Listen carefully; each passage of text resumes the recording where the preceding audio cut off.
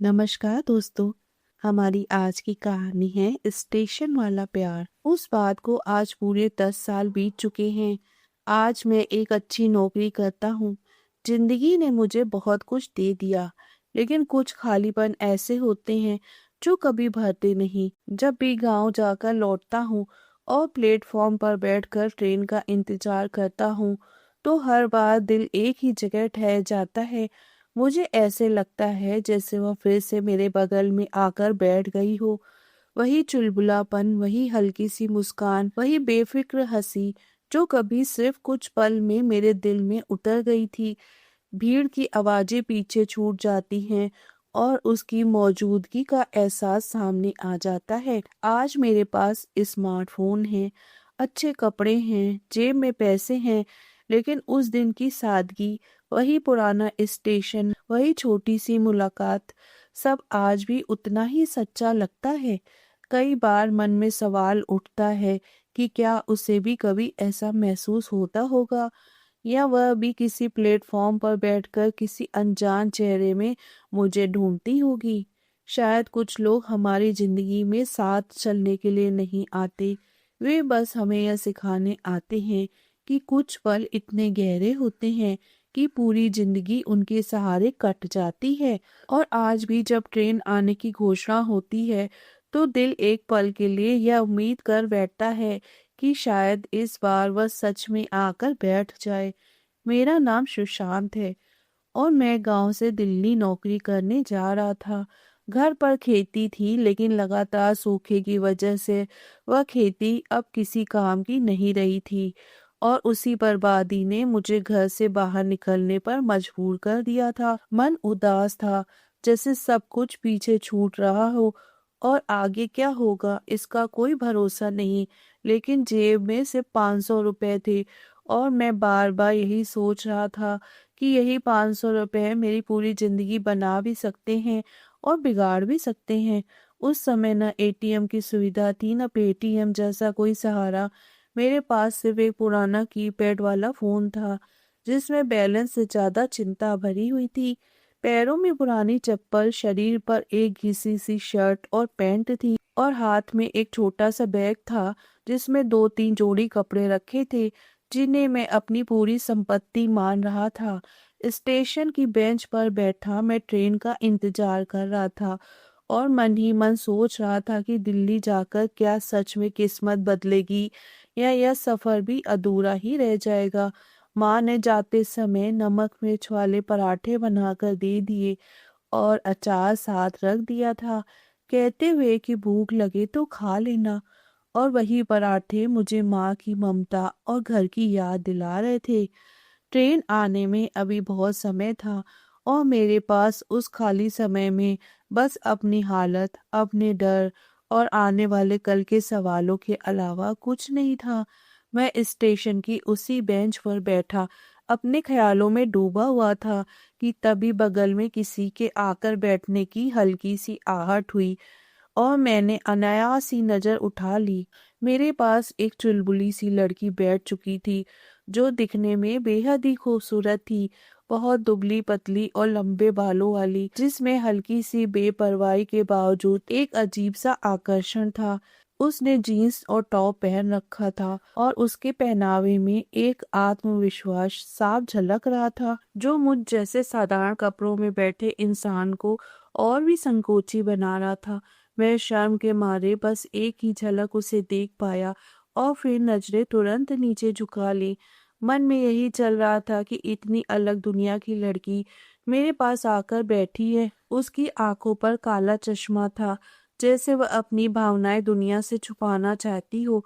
पैरों में बूट्स थे और पास में पहियों वाला बड़ा बैग रखा था, जिससे साफ लग रहा था कि उसके पास कितने सारे कपड़े हैं।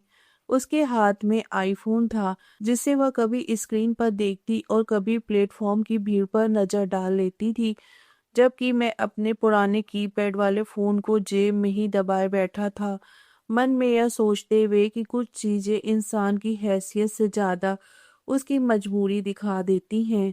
मैं मन ही मन खुद से कह रहा था कि उससे बात करने की हिम्मत तो दूर, अगर उसने मेरी तरफ देख भी लिया तो शायद मैं नजरें मिलाने से पहले ही हार मान लूंगा। इस स्टेशन का शोर था, ट्रेनों की आवाज और लोगों की भागदौड़ के बीच हम दोनों एक ही बेंच पर बैठे थे, लेकिन हमारे बीच दो बिल्कुल अलग जिंदगियां और अनकहे फासले पसरे हुए थे। हम दोनों चुपचाप बैठे थे, तभी एक चाय वाला जोर से आवाज लगाता हुआ हमारे सामने आ गया और बिना पूछे ही दो कुल्हड़ हमारी ओर बढ़ा दिए। मैं थोड़ा घबरा गया क्योंकि चाय पीने का मन तो था, लेकिन जेब में पड़े 500 रुपए बार बार मुझे यह याद दिला रहे थे कि हर खर्च सोच समझ कर करना है। उसी उधेड़बुन में मैं कुछ बोल पाता उससे पहले ही उसने चश्मे के ऊपर से मेरी तरफ देखा और मुस्कुराते हुए बोली कि शायद चाय आपके लिए नहीं थी, लेकिन अब आ ही गई है तो मना करना भी बेकार है। मैं हड़बड़ा कर बोला, नहीं नहीं, मुझे चाय पीने में कोई दिक्कत नहीं है, बस मैं। और यहीं पर मेरी जबान लड़खड़ा गई। वह हल्का सा हंस पड़ी और बोली कि इतना डरने की क्या बात है, मैं कोई टीटी नहीं हूँ। उसकी बात सुनकर मेरी घबराहट थोड़ी कम हुई और मैं भी मुस्कुरा दिया। चाय वाला पैसे मांगने के लिए मेरी तरफ देखने लगा तो मैंने जेब में हाथ डाला, लेकिन उसने बीच में ही अपने आईफोन से क्यूआर दिखाकर कहा कि रहने दीजिए, आज की चाय मेरी तरफ से। मैं एक पल को चौंक गया और मन ही मन सोचने लगा कि जहां मेरे पास कीपैड फोन है, वहां उसके लिए क्यूआर निकालना भी कितना आसान है। मैं तो शर्म से अंदर ही अंदर भीग सा रहा था और मेरे पास उससे बात करने के लिए जैसे शब्द ही नहीं बचे थे। दिल बहुत कुछ कहना चाहता था, लेकिन जुबान साथ नहीं दे रही थी। वह कुछ देर तक यूं ही बैठी रही, फिर अचानक उठकर प्लेटफॉर्म का एक चक्कर लगाने चली गई और मैं सोचने लगा कि शायद अब दोबारा नहीं आएगी। लेकिन थोड़ी देर बाद वह वापस लौटी और उसी जगह आकर फिर बैठ गई, जैसे वह सीट पहले से ही उसकी हो। उसके बैठते ही उसने बड़ी सहजता से मेरी तरफ देखा और मुस्कुराते हुए पूछा कि वैसे आप कहाँ जा रहे हैं। मैं थोड़ा हकलाया, फिर हिम्मत जुटाकर बस इतना ही कह पाया कि दिल्ली जा रहा हूँ। उसने तुरंत फिर सवाल किया कि आपका नाम क्या है और आप कहाँ रहते हैं, जैसे हम पहले से एक दूसरे को जानते हों। मैं मन ही मन अपनी हालत पर हंस रहा था कि एक साधारण सा सवाल भी मुझे इतना मुश्किल क्यों लग रहा है। उसकी आवाज में कोई बनावट नहीं थी, बस एक अपनापन था और वही अपनापन मेरी झिझक को थोड़ा थोड़ा कम कर रहा था। मैंने थोड़ी हिम्मत जुटाकर धीरे से कहा कि मेरा नाम सुशांत है, और यह कहते ही मैंने नजरें फिर नीचे झुका ली, जैसे कोई बड़ी बात कह दी हो। मेरा नाम सुनते ही वह अचानक मुस्कुरा पड़ी और हल्के से हंसते हुए बोली, अरे सुशांत नाम तो बिल्कुल हीरो वाला है, फिर आप इतने सीधे क्यों बैठे हैं। उसकी बात सुनकर मैं एक पल के लिए चौंक गया और चेहरे पर अपने आप ही हल्की सी मुस्कान आ गई, क्योंकि जिंदगी में शायद पहली बार किसी ने मेरे नाम को ऐसे हल्के मजाक में लिया था। उसने आगे कहा कि नाम सुनकर तो लगा कि कोई बातूनी इंसान होगा, लेकिन आप तो इतने शांत निकले कि जैसे शब्दों से दोस्ती ही नहीं है। मैं थोड़ा झेप गया और मन ही मन सोचने लगा कि शायद यही उसकी आदत है, हर बात को मुस्कान में बदल लेना। उसकी हंसी में कोई बनावट नहीं थी, बस एक सादगी थी, और उसी सादगी ने मेरे भीतर की सारी झिझक को धीरे धीरे पिघलाना शुरू कर दिया। करीब आधे घंटे बाद लाउड स्पीकर पर अचानक आवाज गूंजी और प्लेटफॉर्म पर खड़े लोग एक पल के लिए ठहर गए। बताया गया कि हमारी ट्रेन कुछ ही देर में आने वाली है, और उसी ऐलान के साथ स्टेशन पर हलचल बढ़ने लगी।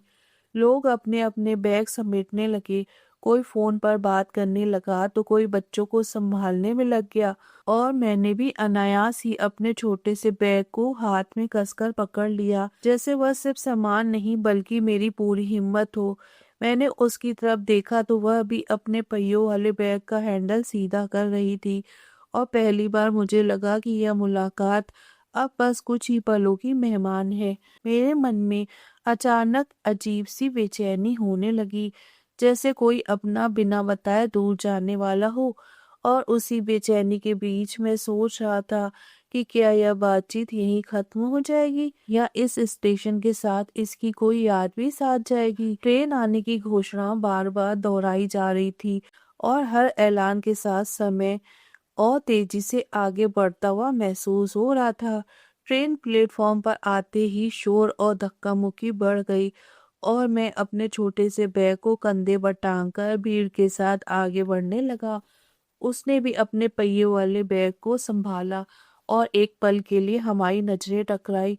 बिना कुछ कहे ही समझ आ गया कि अब चलने का वक्त है।